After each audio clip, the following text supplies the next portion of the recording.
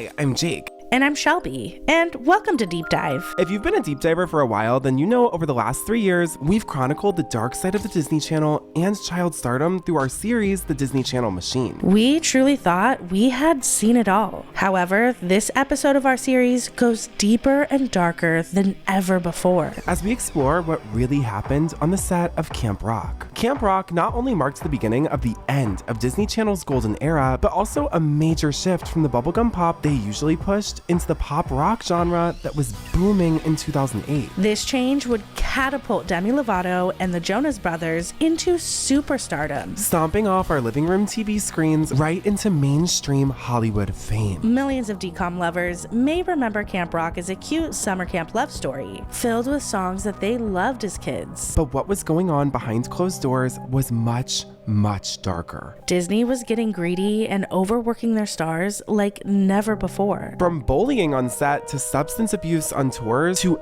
SA allegations that Disney would sweep under the rug. All in the name of money. Everything would come to a head and cause the third Camp Rock movie to get completely axed. So buckle up and get ready as we dive into the untold story of Camp Rock and the dark truth behind Disney's most problematic DCOM.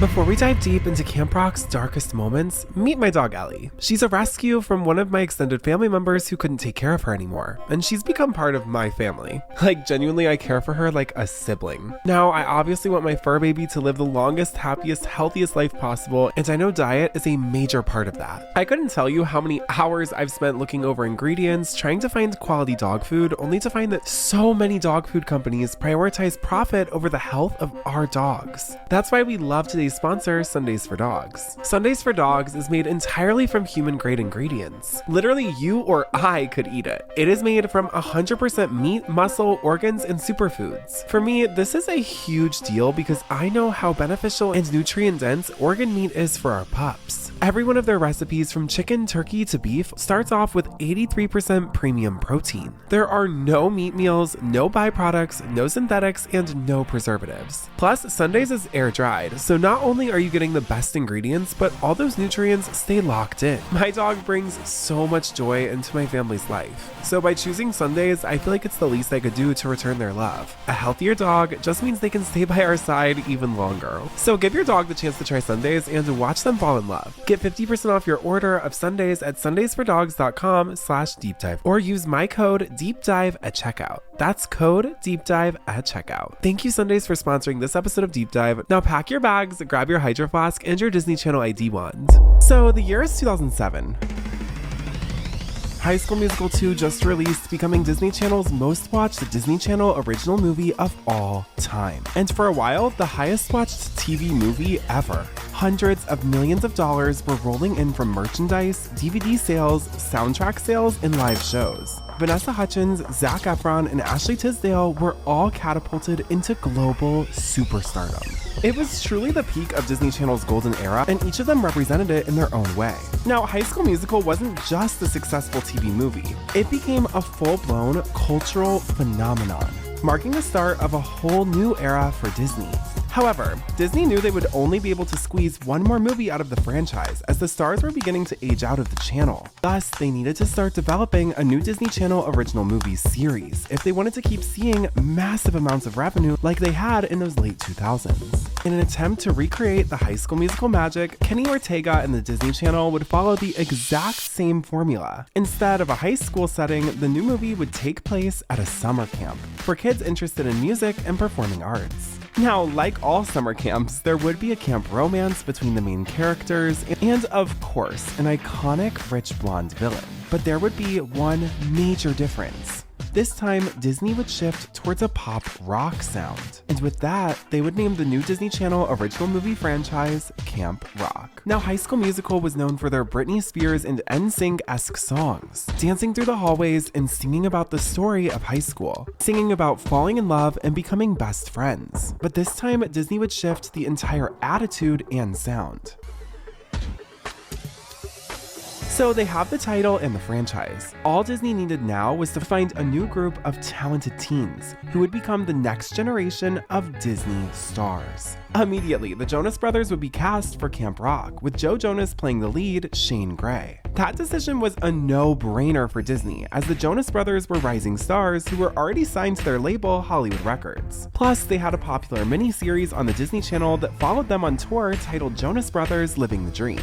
Casting the lead girl wasn't as easy though. There was even a period of time where Disney wanted to put pop superstar Selena Gomez as the star of absolutely everything they were developing. So they first offered the role of Michi Torres to Selena. However, Selena wanted her childhood bestie Demi Lovato, whom she met on the set of Barney, to get the role instead. So Selena actually turned it down. Now, this friendship is a far cry than what we see today, but back then they were truly best friends. Disney Channel was already very familiar with Demi Lovato, as she was on a 2 to 5 minute per episode short series called As the Bell Rings. But at the time of casting, they seemed to be leaning towards stars who were already a part of the Hollywood Records label. Jordan Pruitt was a rising Disney Channel pop star, and she almost got the role, but when it came down to chemistry reads and who would truly fit the character best, that was hands down Demi Lovato. And y'all, I don't know if you remember Jordan Pruitt, but I think she sang the song On the Outside Looking In from Stuck in the Suburbs, and I loved that song. And while Jordan Pruitt could clearly sell a Nicholas Sparks-esque storyline with song, Demi Lovato had the edginess they were looking for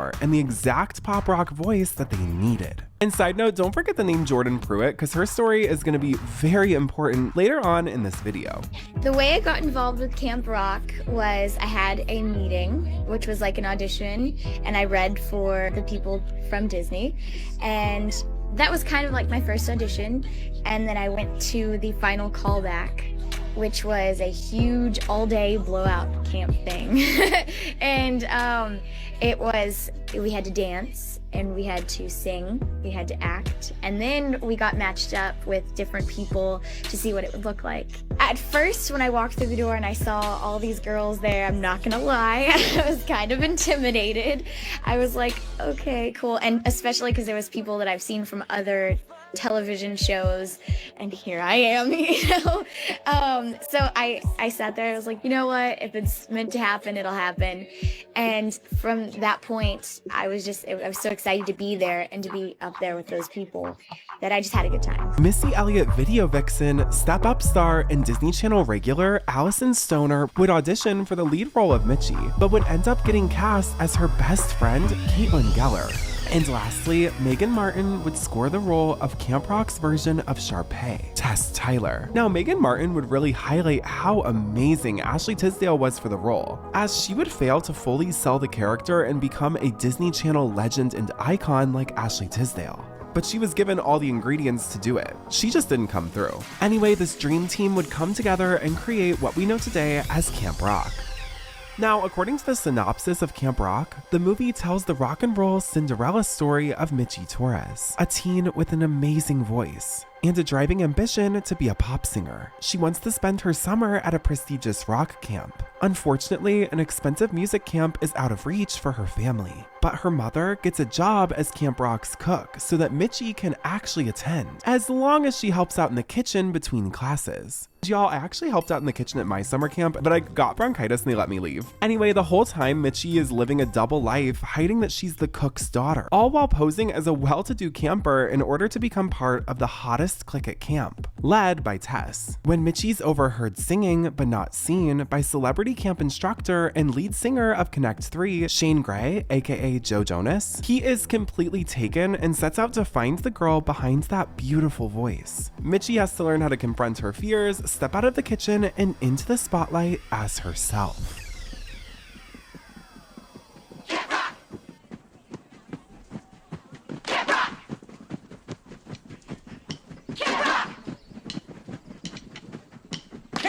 Camp Rock was used as a launching pad to make the Jonas Brothers and Demi Lovato massive stars. The real money is not in the decom. It's in the touring, album sales, DVD specials, merchandise, and spin-offs. Disney, of course, knew this and had a full plan to capitalize off of these teens as much as humanly possible. First, they signed Demi Lovato to Hollywood Records. Then they had both the Jonas Brothers and Demi working on albums simultaneously, which were set to be released right after the premiere of Camp Rock. The Jonas Brothers would even help co-write Demi's first album, which was filmed and turned into a DVD special. The Jonas Brothers are everywhere these days, and it seems like a full-time job just to keep up with them.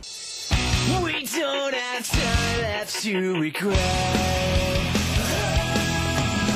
And not so secret in the world of the Jonas Brothers is their new album. A Little Bit Longer is set to hit stores August 12th. The first promotional album to release in the summer of 2008 was A Little Bit Longer by the Jonas Brothers. This album was massively successful, debuting at #1 on the Billboard 200. The music video for the first single, Burning Up, aired on the Disney Channel one day after Camp Rock, and it sent the Jonas Brothers fans into a tizzy. Selena Gomez appeared in the video as Nick's love interest, which lit the internet up with speculation that the two Disney stars were dating. Now, the rumors were all true, but when asked, they had to skirt around the question, as Disney had pretty strict rules about public relationships. Nick, point blank, are you dating? Yes.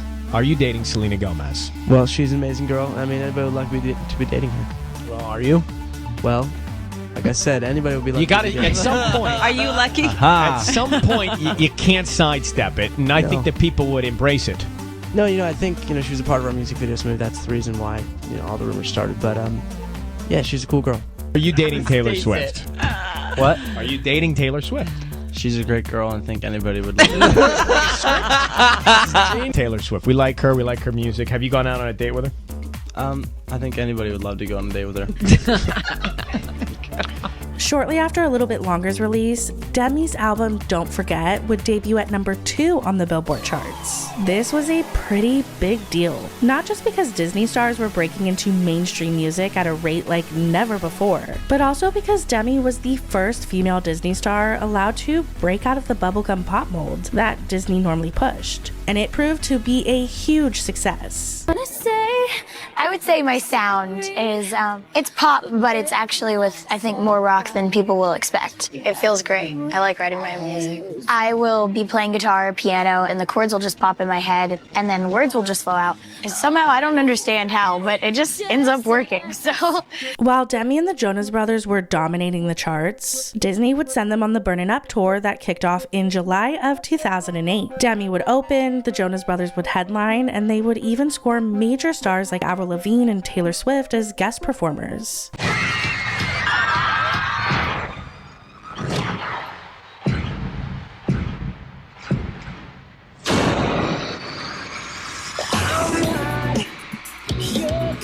Nick, Joe, and Kevin. Like you've never seen them before. Ladies and gentlemen, give it up for our friend Demi Lovato. Get back on 3. 1, 2, 3. I'm able to connect and sing to people and try new things. And I think it's just when I'm able to reach out and touch somebody's hands, that's what I look forward to. The tour, of course, was filmed and turned into a 3D concert movie that was released in theaters. Plus, Disney also turned the music from the 3D concert into a whole new album, which ended up charting as well. Demi and the Jonas Brothers were making Disney hundreds of millions of dollars by this point, and Disney was just getting started. The Jonas Brothers would get their very own Disney Channel TV series, which had actually been in development since 2007. Originally, it was supposed to be called Jonas, an acronym for Junior Operatives Networking as Spies. They were supposed to be a famous band playing concerts by day and undercover spies by night. But by the time they could even get around to filming, the Jonas Brothers were just too famous. And the whole spy thing didn't fit with their brand. It seemed a little childish for their age. So they reworked the show to reflect more of their real lives, but it didn't hit off in the way that it could have. Demi would get another Disney Channel original movie, starring alongside her then best friend Selena Gomez in Princess Protection Program, which is just another nostalgic DCOM classic, and the friendship between Demi and Selena back in the day was truly so cute. Plus, I have even more news. I'm in a brand new show coming to Disney Channel called Sunny with a Chance. Take a look. Excuse me, can you check me out? Sure. Check out his vest. His vest? Check out his boots. His boots? Check out his hair. Yeah, I'm right here. Check out his attitude. Demi would also get her own Disney Channel TV series called Sunny with a Chance, which was a fictional sketch comedy show that was pretty successful, debuting to 5 million viewers. Now, I just want to take a moment to rewind and really put the year 2008 into perspective. Demi and the Jonas Brothers wrap up filming for Camp Rock. They work on, develop, and release albums. They are also filming their own Disney Channel TV shows. Demi is filming another DCOM. They then have to promote all of these projects. And between all of this, they somehow squeeze in a massive 5-month concert tour. That is a lot of weight to hold on your shoulders for anybody, but especially for these teenagers who are basically carrying the whole network at this point. So it's no surprise that by the end of 2008 is when we would see the first cracks that Demi was not okay. Miley Cyrus had her iconic 16th birthday party at Disneyland, and of course, every single Disney Channel star would attend. But when fans were looking through the red carpet photos, they noticed specifically in Demi's pictures what appeared to be cuts on her wrist. This started getting a ton of circulation online, to the point that her team had to address it and put out a statement. A Disney star has come under fire for allegedly hurting herself. Now Demi Lovato is setting the record straight. She's the up-and-coming tween star known for her role as Michi Torres, starring alongside the Jonas Brothers in the Disney Channel original movie Camp Rock. But when this picture surfaced on internet gossip sites of Demi Lovato at Miley Cyrus's Sweet 16, bloggers recognized something else and suggested these lines on her left wrist were the result of cutting.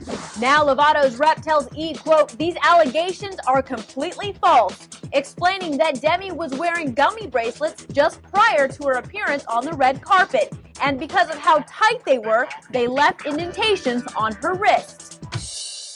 This really marks the starting point of the adults around Demi completely failing her. They had to know that those marks were not from a bracelet being too tight, but it was all swept under the rug, as Sunny with a Chance was set to premiere months later. Demi also had a second album releasing titled Here We Go Again, which is one of my personal faves, as I was obsessed with Remember December. And to top it off, Camp Rock was greenlit to start production. Needless to say, Demi had a lot of projects in the pipeline, and they needed to squash the negative press.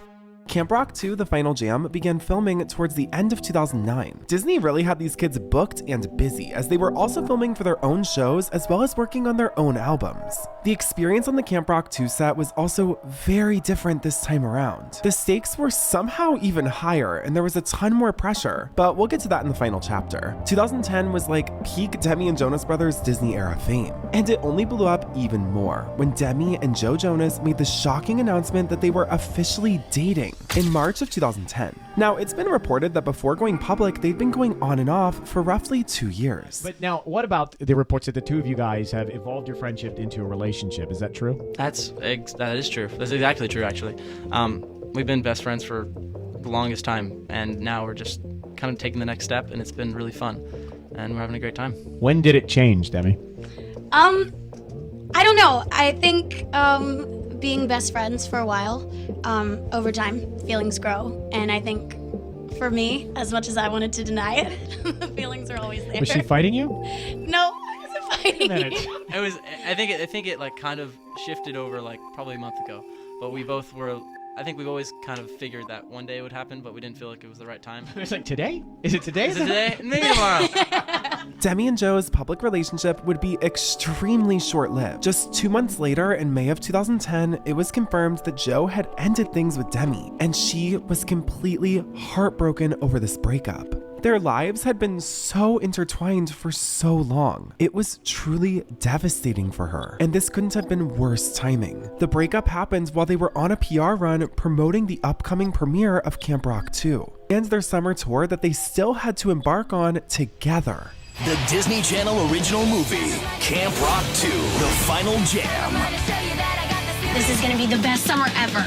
Camp Rock 2 premiered on Disney Channel on September 3rd, 2010 to 7.9 million viewers, which was 1 million less than the original Camp Rock. This is the opposite of High School Musical and the Cheetah Girls, whose sequels garnered more viewership than their initial premiere. Despite this, it was still the most viewed TV movie premiere that entire year. There was a Camp Rock Nintendo DS game, and the soundtrack debuted at the number 3 spot on the Billboard charts. So by all metrics, still a money-making machine for the Disney Channel. But that machine was about to break down, as Demi was showing signs very publicly that she was getting burnt out, and it was taking its toll on her personal life. I definitely owe, a lot of my thanks to Disney Channel for, giving me the platform and the fan base that I'll have for the rest of my life. I even graduated early so that I could continue to work longer hours, and even by doing that, it's been hard. There's been times where you get really tired, but you're doing it for a reason. You're doing it because you love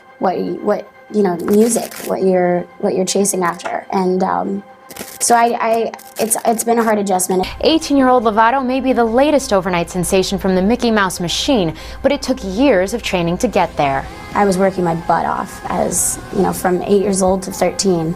It was dance 3 times a week, and it wasn't anything I ever, got annoyed by or like, Mom, I don't want to go. It was at Saturday morning at 8 o'clock. I was up and out of bed, ready to go to voice lessons and then dance. Aside from being absolutely exhausted from the sheer amount of pressure that was mounting, Demi was now performing on the Jonas Brothers Live in Concert tour, which meant she was traveling the world with her ex-boyfriend. And to top it all off, Joe Jonas started bringing around his new girlfriend, Ashley Green, who he started dating within weeks of dumping Demi. It was all getting very complicated. Nick Jonas would try to act as a buffer, really being there for Demi, but the train was going full speed, and there was no stopping it. In an interview, Demi has said that she felt so out of control and so overwhelmed that she turned to self-destructive coping mechanisms, like partying, drinking, and harming herself. Demi tried her best to hide her struggles. She was an actress after all. But when you're on planes and buses with the same people every day for weeks, it's just not possible to keep up the facade. All of the pressures of being a Disney star, the substance abuse, and personal mental health struggles would come to a head in October of 2010, only 1 month before the Jonas Brothers Live Concert World Tour was set to end. I was in Colombia. I was on the Camp Rock 2 tour, and I invited a bunch of people to dinner, my band and my background dancers. I paid for all the alcohol. Somebody ended up getting weed. I was on Adderall, and we had trashed the hotel. The hotel was like threatening us. They went to some of the dancers and asked what had happened. And I think they told on me for using Adderall. Somebody told Kevin Jonas Sr. and Phil and my dad. I was very upset. I couldn't believe that it happened. Now it was out that I was on Adderall. The next day, I was in a lot of trouble. I remember going to Kevin Sr. and saying, listen, I want to thank whoever told on me because I know they were just worried about me. And, I just really want to know who told you. And I manipulated him into telling me who it was. And he said it was Shorty. Shorty and I had been really close through Camp Rock and Camp Rock 2. So when he said Shorty, I remember thinking, I'm about to beat this bitch up. I remember I was up in the front of the plane. She had already boarded the plane. Demi walks up onto the plane and I heard some commotion. I just went up to her and it was like a blur. And I turned around and Demi had punched her backup dancer in the face.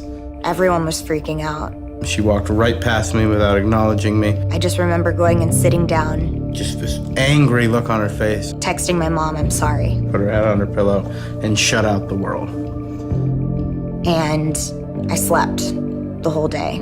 That was when it dawned on me that this was probably a much bigger situation than just a kid who wanted to party. I just came to a breaking point.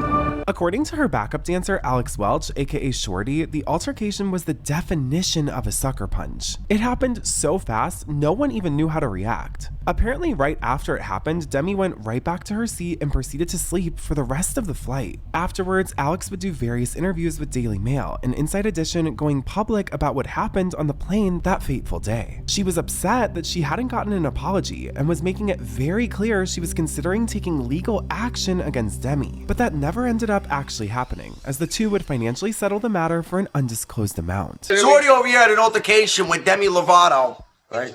Yeah. Close enough? Yes, it was good. What happened? I heard you got punched in the face. Yep, I got punched in the face. That's it? Yeah, pretty much. Just she punches random people? Did you know her? I mean, is that her move or? No, I knew her. We were friends. She just got really mad. Why'd she do that? Because Did it feel good? Yeah, it Who's felt asking awesome. the questions? Oh, sorry. No, it's fine. You get your turn. She got any? She got done. a boyfriend or anything? She like.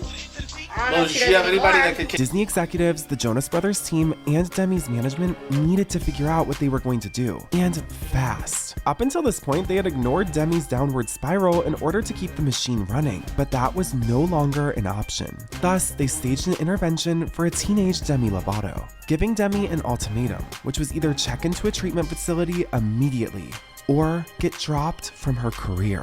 At first, Demi didn't want the help, but ultimately decided to check into the Timberline Knolls Residential Treatment Center, where she would stay for 3 months. But let's begin with Disney star Demi Lovato, now in rehab. The 18-year-old was on the international leg of her tour when she made the decision to check into a treatment facility. Well, the news has her fans wondering exactly what's wrong and how long she'll be out of the spotlight. It's bad enough she's traveling around with Joe Jonas, her ex-boyfriend, on tour around the world, but to top it off, he brings his new girlfriend, Ashley Green, everywhere they go. It's enough to make a girl go crazy, I'm sure. Lovato's personal life has been under the microscope. She's recently been linked to teen singing sensation Justin Bieber. Her rep wouldn't confirm a relationship. On Saturday, Lovato's Twitter page suddenly shut down, causing fans to wonder what was wrong. Sources say the tour with the Jonas Brothers, combined with ongoing emotional issues, became too overwhelming. She has a good head on her shoulders, and she has a really good team behind her, and that's very important. So I think she'll pull out of this just fine. She just needs to get the help she needs and get out of the spotlight for a little bit. And sources tell us Lovato is not in treatment for a drug problem, but would not be more specific. Her representative says Lovato looks forward to getting back to work in the near future. Now, Demi's team tried to control the headlines by adamantly denying that drugs had anything to do with why she left the tour and went to rehab, sticking to the story that it was due to personal struggles. They did this because the door to return back to Disney was still open. But if the world found out that Disney stars were partying and trashing hotel rooms, that door to come back would be slammed shut. However, in the end, it would be Demi who closed the door on Disney after all. At the end of her treatment program in early 2011, Demi took a few months to really focus on herself and her recovery. This is when she made the decision to not return to Sunny with a Chance, which was greenlit for a 3rd season. In an interview, Demi stated that the pressures of being a Disney Channel star contributed to her struggles, and returning would not be good for her recovery. Disney Channel would decide to rebrand Sunny with a Chance to So Random, with the same cast minus Demi, but it wouldn't stand a chance and was swiftly canceled after poor ratings. A potential 3rd Camp Rock movie would also be entirely shelved, and that was for a plethora of reasons. Sure, the ratings were lower than the original Camp Rock, however, it was still one of Disney's most popular DCOMs ever. The truth is, the set was incredibly toxic, and the cast, including the Jonas Brothers, were all over Disney's tight-gripped control. Years after the cultural phenomenon that was Camp Rock, the stars would begin to come forward and share their experiences on the set and with Disney overall. Let's first start with the Jonas Brothers. After Demi went into treatment and they finished the international leg of their tour in 2010, their show Jonas, which was rebranded to Jonas LA, would get canceled. The official reason behind it is because of the declining ratings, but if you look back at interviews, it was very clear that the Jonas Brothers were just done with Disney. In 2013, Joe Jonas would speak out in an exclusive interview with New York Magazine. This is the interview where we learned that the first time he tried smoking herb was with Miley and Demi, which, iconic. Although the boys have been linked with Miley Cyrus, Taylor Swift, and others, They wear purity rings that signal no sex until marriage. When you watch your concert, everybody can see that you're wearing a silver band. Each of you do wear it. It signifies your values. Can you tell us what symbolically wearing the so-called purity ring means? Yeah, for us it means that we'll treat ladies with respect and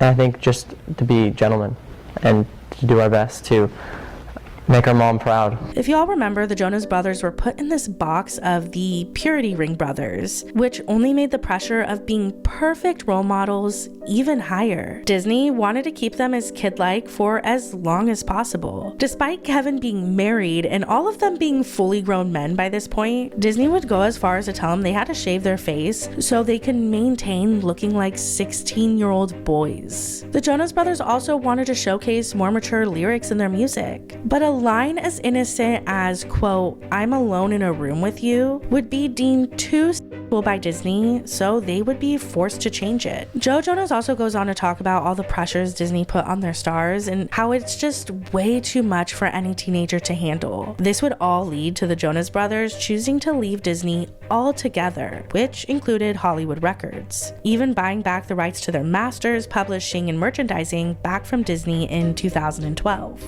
Jonas Brothers. The fans were just stunned at the bombshell news of the band of brothers were calling it quits, Kevin, Joe, and Nick. And the burning question, Kev, why now? Why? I think it was time, and for us, it took some time getting there, but we feel like it's time that the Jonas Brothers comes to an end. Kind of jumping into, this is the first time in a long time we have time to focus on ourselves and support each other through that. And like Nick said, we know it's going to be sad for a lot of people, but for us, we are looking forward to the future, and obviously, like Nick said, there's the heaviness that comes with talking about something like this. Another star who spoke out was Megan Martin, who played the role of Tess in Camp Rock. She said during Camp Rock 2 there was a new director, which changed the entire dynamic, and not in a good way. She said she was bullied, manipulated, and berated by men twice her age on set. She had mono at the time of filming, so she was really sick, even sleeping between takes, and dealing with bullying on top of it. She said now as an adult she wouldn't stand for it, but when you're a 17-year-old girl, it's harder to advocate for yourself. So before the European Camp Rock premiere, I remember I was having a particularly horrible day with body dysmorphia. I hadn't been able to work out before the red carpet, and my eating was thrown off on the plane because I, quote unquote, lost control and ate 2/3 of the breakfast instead of only half. I was on the bathroom floor, crying at how fat I thought I was. I refused to come out. And keep in mind, at this time, I'm probably about 95 or 97 pounds. Previously on the set of Camp Rock, I would sneak into the pantry at night, expertly eating just enough from every container so as to hopefully go unnoticed. And I'd cover any loose wrappers and toilet paper. I would hide the evidence behind the bed. Some of my co-stars, yes, plural, were bulimic. When you all ask about what it was like to make Camp Rock and work with Demi and the Jonas Brothers, all of this was happening in my mind and body. And did I ever say anything negative when we were doing press for it? No. At the height of my entertainment career, Step Up, Sweet Life, That's So Raven, Camp Rock, Phineas and Ferb, original music.